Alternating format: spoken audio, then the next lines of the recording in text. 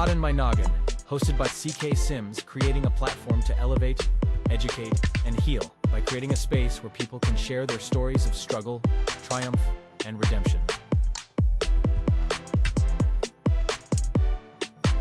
CKS Media.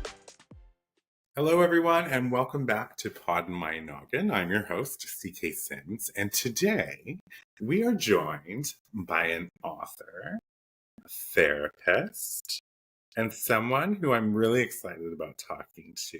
So we are speaking with Phyllis E. Leavittt. It's actually Leavittt, but that's fine. Leavittt. Okay. I was going to say Leavittt first, and then I saw the EA, and I'm like, good try. So Phyllis E. Leavittt, welcome to the show. Thank you so much for being here. And thank you so much for having me here. Thank you. So there's so many things. There are so many things. So first, I just want to call out to everybody who's going to be listening today. Phyllis has written a book that I must buy because I need to read it.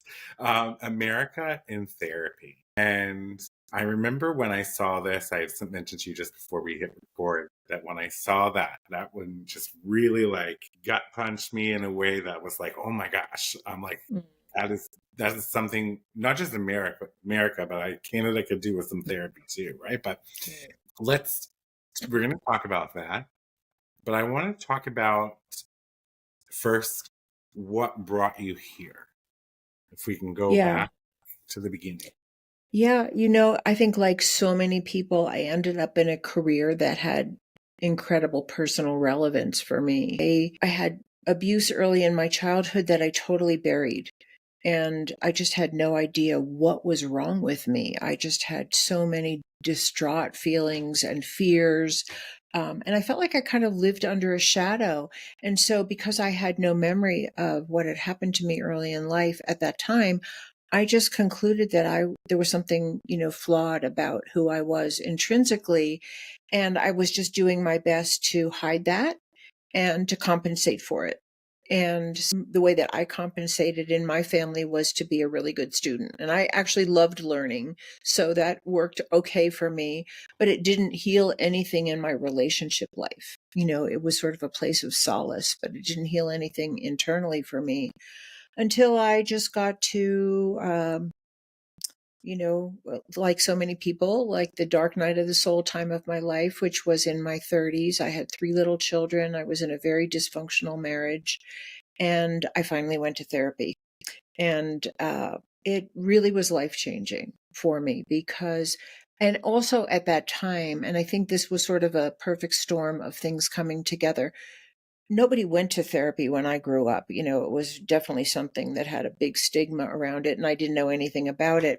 But some of my friends had started to go to therapy, and I was starting to have memories. Very disjointed, very disconnected, very disconcerting, but something was bubbling up from my unconscious. And so it was really the perfect time for me to do some very, very deep inner work, which I did.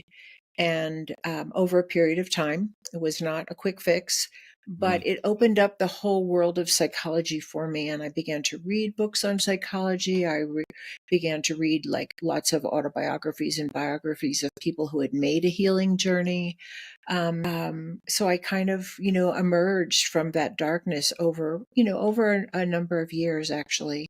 And became a therapist myself. And then I just had these 2 really, probably more, but really big ahas that there are so many untreated people in the world. There are people who go on living the way I was living, who have no idea why they feel the way they do, why they make the choices that they make that are not necessarily good for them, and who can't get out from under that shadow, either because the trauma never ends. If someone's in a war-torn country, or they're living in poverty in a way that they can't escape, if they live under a heavy burden of discrimination or alienation of some kind in their society, there are millions of people who don't find healing. And I was symptomatic in my own ways. My symptoms were more of the variety of depression and anxiety. But many people have, and they were painful, but didn't necessarily show. I tried my best to hide that. But for many people, their symptoms really do show, and they're highly destructive in the outer world as well as their inner world. People who become enraged and highly aggressive, who act out the abuse and neglect that they've suffered on other people, even people they care about. People who become severely addicted or immobilized with depression, or they're just spend their whole life trying to please other people and try to belong the best they can because they don't feel like they belong inside. And there's just a whole host of symptoms that people have when they don't have access to escape from harm or have an opportunity to heal. And I felt like I needed to write about that. And the other big aha, and I'll just say this real quick and please jump in, is because so much of psychotherapy today is focused on family conditioning. We learn, so much about ourselves and how to cope and what the role models are for men and women, for conflict resolution, for what's expected, on and on, from our families of origin or our immediate community. What I, just became like this light bulb that had to burst was our largest institutions operate on family dynamics as well, and they're either healthy family dynamics or they're highly dysfunctional and abusive and even murderous family dynamics. And we have both of those things going on in our country today. We have things that are wonderful that people do, incredible acts of generosity and social justice movements and people trying to help the poor. And we have a lot of very abusive policies coming down from the top that are harming and hurting millions of people and causing enormous suffering that just keeps on repeating. So I had to write about it. That's my book. And then the rest of it is like, what does the world of psychotherapy and psychology have to offer that could help us heal as a country from so much divisiveness and escalating violence? So that's a lot, I right? know. Yeah. But no, it's a lot, and you said so many brilliant things in there. I think and I struggle with being a goldfish, and I will think of things and then forget them. And so I want to go Sure. back real quick. It's interesting because you made a statement about when you were abused as a child, your way of coping was being the perfect student. And it's really interesting because that I don't think you consciously chose in that time to do it, but that was your outlet to sort of mask and be small and be the perfect person who's trying to not get more abuse, all of those things. It was really interesting that I don't know if people understand how often children have to do that to Right. find those outlets and to find some way of like so one of the most beautiful things that I've ever heard in therapy, and I've heard a lot of really beautiful things and some crazy things as well, but beautiful things mostly. Um, I think about 3 or 4 years ago, I was exposed to some re-traumatization that I had not known was there. So it was a surprise to me. And in that process, I went through the work of, going through it and bringing up the childhood pieces and stuff like that. It's interesting because I look back and I realized like it was more myself. It wasn't my parents at all, really, if you think about it. They were doing the best that they could. They didn't do anything to actively damage me. It was how I perceived certain actions, Okay. right? Knowing that now as an adult, like I was not abused as a child, even though a therapist once asked if I was, because I had things, symptoms, situations, similar how you talked about, but I wasn't. And we've done regression therapy and all of that stuff. There's no memory whatsoever. But anyway, back to this. One of the things that they said to me, and I found really important, and for anybody at home, is that when you are a child and you are being abused in your nuclear family or your guardianship or your community or things like that, Right. if even as children we are wired to survive, okay, that's an innate thing Right. every human has. And in order to survive those particular situations, we cannot identify or accept that the abuser is the monster. We internalize that we must be the monster. And when that was said to me, it really just kind of shook me a lot. And not just in my own sort of situation, but just in many people's situations. Mm-hmm. Somebody's giving you housing and food and clothing and things like that. They can't be the monster. It just won't work inside your brain. So then we convince ourselves that we're the monster, we're the problem, we're the issue. And I think that that's a really important thing to keep in mind when you're thinking about trauma when you're growing up. Now, when you said you were in a dysfunctional marriage and you were in your 30s and you started to have flashbacks, kind of disjointed flashbacks. Right. What does that look like? Like, not necessarily the details of what it was you were having flashbacks towards. Like, if somebody was listening right now, what would that kind of look like to them? Well, for me, I think it's different for different people. I've worked with so many people that it occurs for different people in different ways.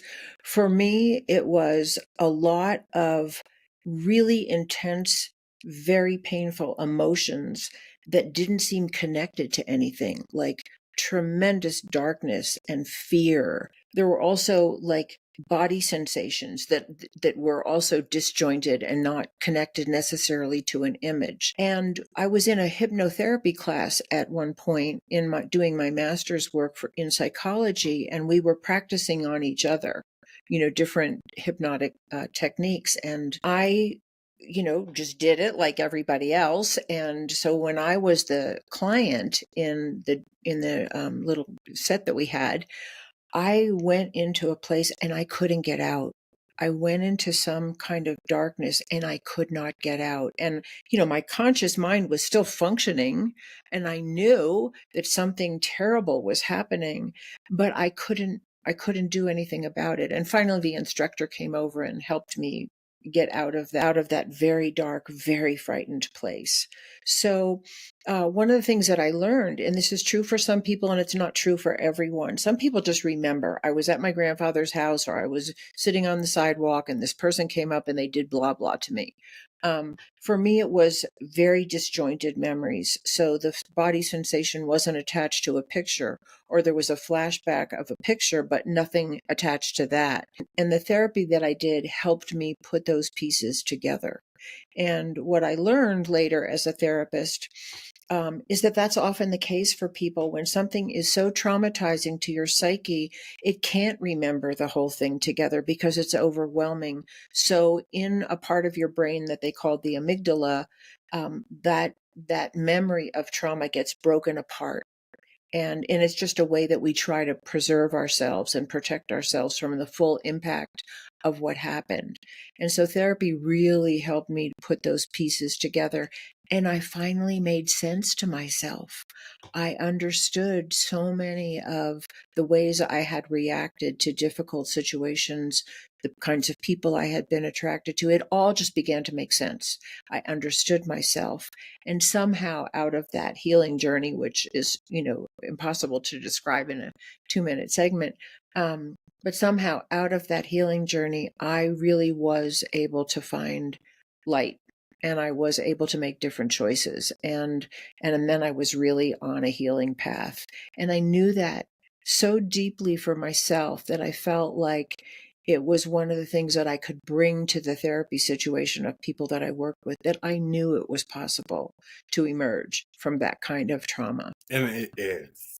It is. I've seen it in others. I've seen my healing from trauma on my own. And trauma, there's varying degrees of trauma, varying degrees of severity. Right. And as you mentioned earlier, like people who are in war-torn countries or, all of those different things. People experience, say, school shootings or any of that stuff. Like these leave a mark. One thing I always say also in leadership to people, we just went through a global pandemic, right? Right. Where everything was shut down, travel was prohibited, actions were prohibited, some places had curfews. Like we thought, oh, it's going to be a couple weeks max. And it Right. really kind of lasted like 2 years, if you think about it. And the threat of it coming back has loomed for at least another year for sure. What I try to tell people is in situations where they come to me and she was like, I don't know, the pandemic changed me. I don't deal with things the way I used to. I'm like, of course it did. The pandemic changed everybody, like every single person. Maybe it's not great changes, but they're subtle changes. And how you cope with things might have changed. How you emote to things might have changed. It was a global communal trauma experienced by everybody because no one thought in the free world that we would be prohibited from movement and all of those things. That goldfish moment just now, again, you went to therapy, you wrote books about your own journey. Understanding, so I have said on this podcast maybe 2 or 3 times that I am of the firm belief that every single person alive should go get therapy. Without, like, even if you feel fine, go see a therapist, pay for 6 sessions, talk through them, explore the realms. Maybe there's everybody has something that they can potentially improve. But yeah, therapy is such an important component of life. And like you, therapy has changed mine. And so I won't spend much time on it, but like, because I talked about it before, I spent a really long time in darkness. And especially between 30 and 35, where that darkness turned to hopelessness and pointlessness and an attempt, right? And it was being in therapy and making the choice to say, how can I change things up with all of the therapeutic knowledge that I have in my own arsenal right now and more research and go through that process and change my life. And like yourself, found the light, had that healing journey, which is never linear. It is always messy. Right. So, Right. Totally. I encourage everyone to go on a healing journey, but just so you're aware, there is a very messy period in that healing journey, but it'll be worth it at the end. We're going to take a quick break. We're going to be right back. Life in Stitches by C.K. Sims. Available for purchase in paperback and ebook on all major platforms.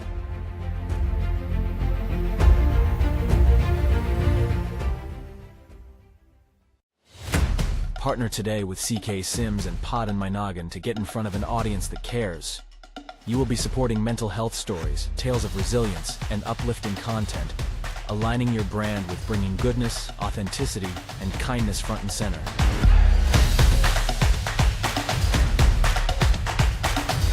This spot could be yours. Do you have a story of struggle and resilience? One that you want to share with others and possibly help someone through their own struggles? Find the link in the show description and fill out the guest form today.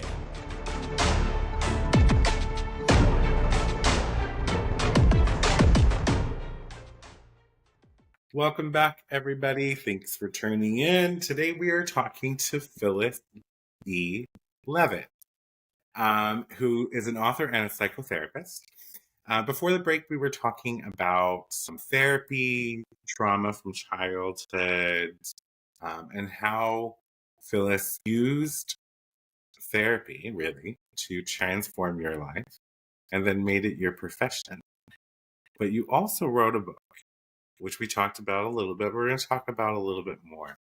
So your book is called America in Therapy. And like I said before, brilliant title. What brought you there? How did you get to that part? Yeah. And let me just pick up on something you said earlier, because I think it's a good illustration of the larger kind of perspective that my book brings and that my experience brought for me. When you were talking about COVID and what happened, the trauma wasn't only that we were all of a sudden very frightened of dying from this horrible disease. And there definitely was that, especially for the initially, everybody was terrified they were going to get this thing and be on a respirator and die. And we were, we reacted out of tremendous fear, which was probably appropriate because it was such an unknown. But the other half of the trauma was actually the way the country reacted. It was the way people reacted to this unknown illness that was killing people all over the world. It became a source of great divisiveness, political divide, hatred, opposition, infighting, people turning against people in their own families. Should you get a vaccine? Should you not? That became a political issue. And that's what we've found in the world of family therapy. It's not just what happens to people or in human relations in general, not just but that's the basis of it, is our understanding of family dynamics. It's not just what happens to a person. It's not just that they were abused or that they were in a car accident or their house was torn apart in a hurricane, but mostly, our injuries are from other people. But it's the way people respond then. So when someone tries to tell that they were abused and they're not believed, or they're told to get over it and put it in the past, or if the perpetrator is protected because they're a family member that no one wants to confront. So our human response to trauma can be healing, and it can be excessively traumatizing on top of the original trauma. And I think what happened in our country, the response, instead of joining together and really putting our best heads together and trying to resolve whatever we could, learn whatever we could about COVID, come together and form a policy about how best to react to it, medically, socially, interactionally, in terms of, being exposed to one another, all of those things became really hot political issues that just further divided and traumatized people. And so I just want to emphasize that, because the thrust of my book is really about, are our family systems helping us on a mental health level and on a physical level too, or are they hurting us? And so many of the ways we've reacted are to divide and conquer, or to make people wrong, and to ostracize certain people or blame them or jail them or target them for further abuse. And that's exactly what happens in an abusive or neglectful or dysfunctional family. And so that lens of looking at America, and it's really anybody all over the world, but I talk about America because that's the country I'm familiar with, of bringing family systems to look at, are we functioning as a healthy family? Are we reacting to a crisis in a healthy way, or are we just continuing the trauma? And so that's one of the big gifts that I think the world of mental health really has to offer. And then I just want to say one quick thing about what you shared about your own dark night of the soul. For me, it was a really hard time. Remembering things that were really painful is painful. There's no way around that. But what I will say is, and I remembered saying this before, so I wanted to re-presence it again. In a way, the dark night of the soul is what preceded the work that I did. It wasn't actually in the work that I did, because the work that I did brought the dawn. It was discovering the truth about myself was liberating, and it changed my life. So for people who are afraid to go to therapy, who think they're just going to be re-traumatized by remembering things that were hurtful or scary, or, really, made us feel like maybe we would die, it's not re-traumatizing. I was not re-traumatized by remembering, and no one that I've ever worked with has been re-traumatized by remembering even the most incredibly frightening things that happened to them, because they were in a safe place with a safe person, and the memory actually freed them from the pain that they were suffering. So I just wanted to say those things, and that's what we need in our country. As a country, not just as individual people, we need a safe place. We need to make it safe for people to process their trauma, and especially socially and politically induced trauma, as well as individual, so that they can recover themselves and return to a place of love and cooperation and safety for the way they react and respond to other people. Yeah, like I hadn't thought of it that way from a family perspective. It makes perfect sense to me. And then, I think about pandemic from the political sensationalized, because I feel like there was a lot of play on fear during that period in the media and from politicians and things like that, public figures. And I hadn't really thought about it from through that lens either. But it's an interesting lens. So you're looking at family dynamics, and is it good? Is it bad? Is America dysfunctional? Who am I to say I'm not American, but I love lots of Americans, right? American people. And we are neighbors. So we get to, I'm in the US 5 to 10 times a year. I think what I'm curious about is America and therapy. How would you apply the concepts in the book to the current political structure? And what I mean, just I'll put it out there, Kamala versus Trump. Mhm. How would you apply it in that sort of form? Yeah. Well, I think one of the things that I talk about is, first of all, I want a presence that the whole world of psychology and healing our mental health is a nonpartisan pursuit. The Yes. whole field of psychology is about healing our human relations, whether it's our relationship with ourself or a relationship with other people. And it's healing the wounds that have set us up to be dysfunctional, whether we're self-harming or we're ragers or we're isolates or we just can't maintain a good relationship or we're attracted to people who aren't good for us or we drink too much, whatever. It's from our wounds that we have sustained with other people that our most dysfunctional behaviors and beliefs and attitudes arise. And so I think when we look at our country and we see such infighting and, such a investment in not telling the truth to one another and to maintaining a stance of one person has to beat the other, one is good and the other is evil, that these are dysfunctional dynamics on a mental health level. When people are mentally healthy, it's not that we will have no more conflict. I don't actually foresee that for human beings. I think that we will always disagree on something. We'll always have different needs. We'll have different beliefs. We'll have different opinions. And we'll have different stances about how people should behave. So that's not the problem. Conflict is actually not the problem. It's how we handle it. And when people are mentally more or less healthy, they can tolerate the distress of having other people not agree with them or not getting their way without acting out. And that's a real challenge for us as human beings. How do we tolerate the distress of, I really don't believe in what you're saying. I don't like what you're saying. I think what you're saying is wrong or destructive or whatever. How can I tolerate the distress of that and still say in relationship with you, still talk to you, still try to work it out the very best that I'm able to do?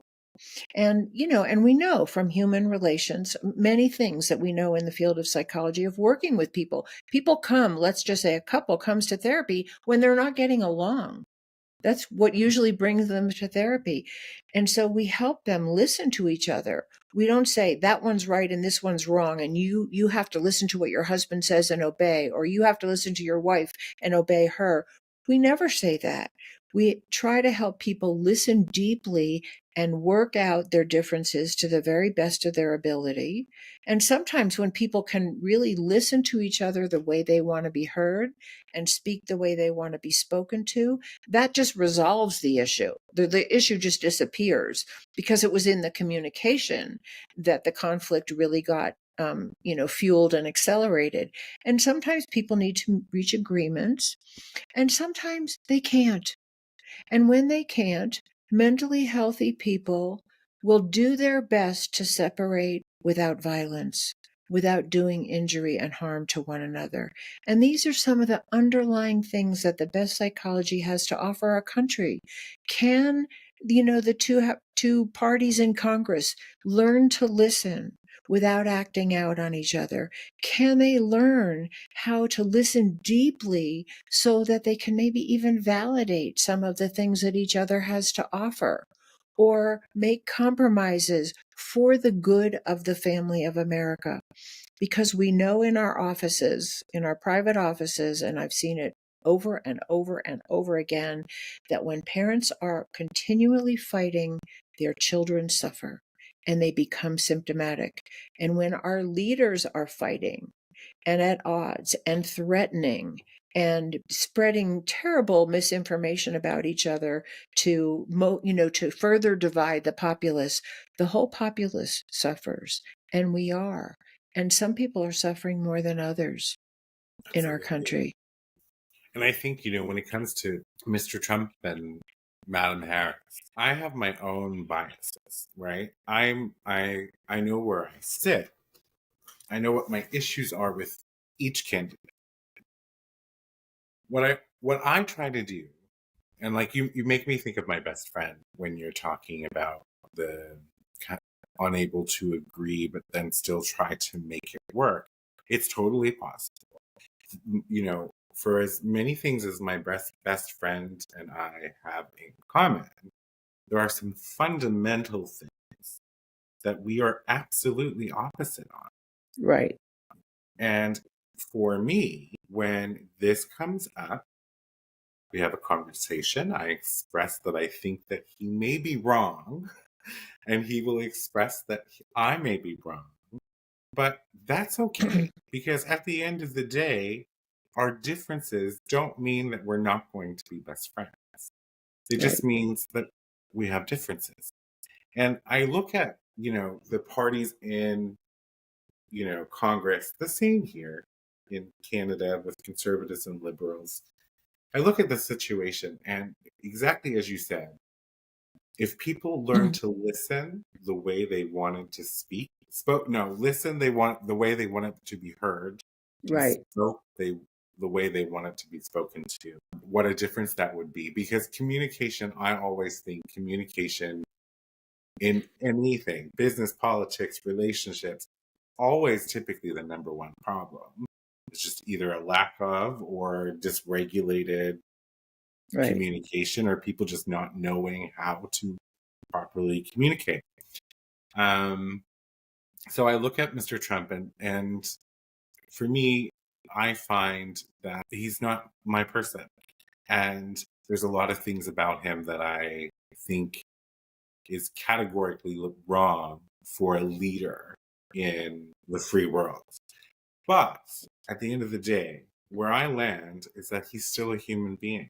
And maybe he's very much a polarizing character, but he's still a human being. He's still somebody's son. He's still somebody's father, husband, friend. And I think if everybody, so the parents are fighting, we've agreed on this establishment, spreading misinformation, all of those things. Then we look at the people underneath, right? The children, if you will. The children of America. They're divided. They're being fed misinformation. Their fears are being played on. If everybody in America, if every child, every adult could look at each other as being just a human first and nothing else, just a human first. So they're deserving of life, liberty, access to healthcare, food, water, all of those things. Just those basic components. Because at the end of the day, regardless of our beliefs, you and I are exactly the same. Anybody I meet in the street are exactly the same. We are human first. So using psychology principles, you believe, and I tend to believe with you, that we could perhaps change. Well, let me say this. Oh, I'm sorry. Go ahead. No, go ahead. Yeah. Well, what I was going to say is, what brings most people to therapy is pain. Something isn't working in their life, whether it's totally internal. It's not usually just internal, but internally, and in their relationship life, in their business life, in their relationship with their children, in whether they have friends or they don't, whether they're able to express their most, deepest creative desires or not. But there's some pain that they can't resolve that brings them to therapy. And most often it has to do with relationship in some way. Relationships that don't work, relationships where they can't get their needs met, where they feel abused by other people in the present, where they can't find the love in their life or the belonging in their life that they want. So, or the pain of an addiction. I could go on, but it's pain that brings people to therapy. And often what has them not come to therapy until a breaking point is the ways that they deny that pain, whether they stuff it down or they try to compensate for it, or they drink too much, or they, there's some way that we just don't want to feel it, or we take pills, we medicate, whatever we do to not feel that pain until it breaks through. And I think there's so much pain going on in America today. So many people are suffering from not being able to earn a living wage, from feeling that there's incredible discrimination aimed at them on a societal level and keeping them from a sense of belonging or a sense of thriving. There's so much depression in our country today from a lack of belonging. I mean, the list goes on and on. The pain in our country is enormous, and the ways that we distract and self-medicate are also enormous. And so, one of the things that is actually helpful is when the pain breaks through the denial. It hurts, but it becomes the motivator for healing. And so part of what the many things that I aim to talk about is let our pain break through. Let's feel it. It's when your appendix is bursting, if we didn't feel pain, we'd just die. It would burst, our whole body would be flooded with the infection, and we'd be gone. So that pain serves a useful purpose. And I think we have to reorient ourselves to the pain that's going on in our country and not try to silence the people who are calling out to the pain, and not try to deny it, and not distract, and not, rechannel it into some political big divide and opposition, which is part of the denial of what's actually going on in people's lives in America today. Let's feel it. Let's make it safe to feel it, and then actually look for the roots of it. And inevitably, we're going to find that the roots of all of our pain, because this is what I've discovered over all the years that I've been a therapist and all the work that I've done myself, is some injury to love and safe belonging. And so our whole political system doesn't talk about love and safe belonging. It doesn't ever talk about love. It's not on anybody's party platform, and it's the one thing that heals all. And so I think we have to really open that whole box of Pandora's box of pain, and what we know actually really heals. And my wish would be that would happen. Me too. Globally. Me that too. Everyone would feel their pain, acknowledge that it's there, seek the help, and begin healing. And I know it's a lofty hope, but not everyone's going to do it. It's Right. not going to happen. But if we can, through you writing and appearing on podcasts and you being a guest on my podcast, reach anybody and change them. This is why we show up and do what we do. This is why we have these conversations. Right. You've been wonderful. For anybody who wants to learn more about Phyllis, you can go to www.phyllisleavittt.com. I'm going to spell it, but I'm also going to link it. So it's PHYLLISLEAVITT.com. You have Facebook, YouTube, LinkedIn, Instagram, Twitter, and Substack. Someone's a writer. And where's your book? Is your book online? Yes, my book, you can order it from my website. You can go to Amazon or Barnes & Noble or any of the major booksellers. It's available. And let me just share that if you go to my website and you sign in to contact me or get my newsletter, you will receive a free PDF on the 6 elements of repair after conflict. And I just really want to share that. It's free because most of us don't have the tools of how to repair, even when we want to. I mean, many times people end up in fights and then they don't know how to get back together. And so their defenses just keep mobilizing and mobilizing, and they're afraid to say, I'm sorry, or can we talk? And so I really outline the 6 elements of repair that I call them the 6 secrets of repair, but they're not really secrets. It's just that we didn't all learn them growing up. So please, sign in and get that PDF, and please read my book because I really feel like the whole field of mental health really does have something to offer our whole social, cultural, and political climate that is missing. I love this. So everyone go buy the book, sign up, get that free 6, give me a second, I'm going to remember, 6 elements of repair after conflict. Right. There you go. I just championed my goldfish moment. Took back the pound. Mm-hmm. So go do that. That's phyllisleavittt.com. I will link it in the description as well. What is next for you? Yeah, so what I'm working on right now, and actually if you get on my mailing list, I will let you know when this is available. I'm working on a course that takes all the principles of my book and makes them personal to you. So that course is going to be available sometime, I think, in the next few months, as well as also doing, and this is also going to be available even sooner. I did a whole quiz on finding out what your conflict type is. Well, how do you typically react to conflict?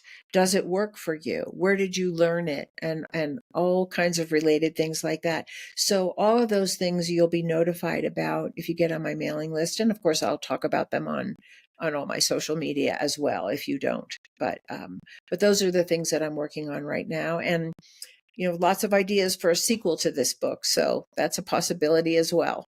I love this. I love this. So everyone, go follow Phyllis on social media.